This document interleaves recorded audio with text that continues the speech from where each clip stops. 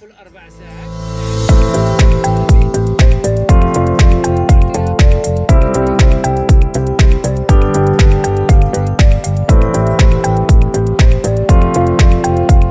شكرا لمجموعة نارسا على هذه المجهودات وعلى هذا المعرض الصغير.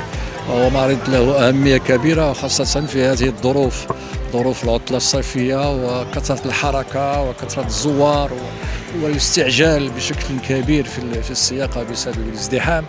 بعض المرات كاين الاحترام الصراحة، بعض المرات تكون قاطع تيوقفوا تيخليوك تدوزي على خاطرك الصراحة.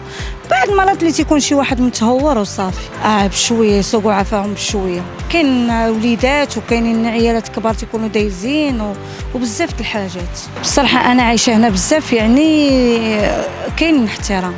بلايص اخرين ما نقدرش نحكم. احترموا ماما الراجلين تيكونوا الناس واقفين ويدوزوا، عاود من عيب شي وعاود ويدوزوا عاود على خاطرهم. شنو نقول لهم يحديو ريوسهم، وفين ما كاين شي ماما راجلين يقطعوا منه.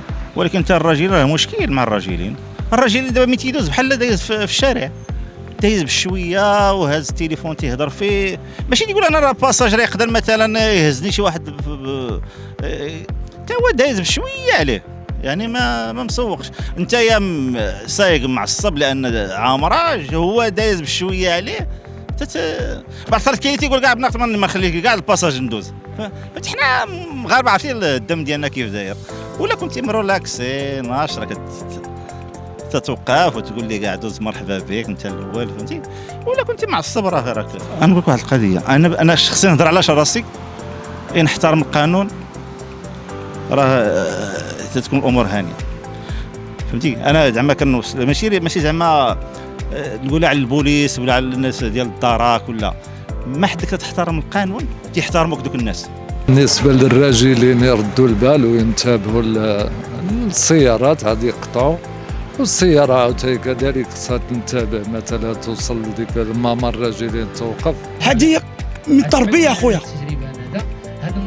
بالنسبة ديالي من التربية. ما كايناش، ما فهمتش علاش الناس كيجيو طايرين، علاش هاد الزربة، علاش وخطر لو دونجي وزيدون الناس فايتين، ناس كبار، لي زونفون، العائلات. ما عنده غلط، هو غلط ديالو خاص يجي زربان ويطير. علاش؟ ونهار طويل هو خاص يجي. شحال من خطره هنا كنخافوا باش ندوزو. علاش؟ وهذا الشيء في المغرب كامل، ماشي غير في هذا السيكتور هذا. دونك من التربيه، اش غادي نديروا مع هاد الناس؟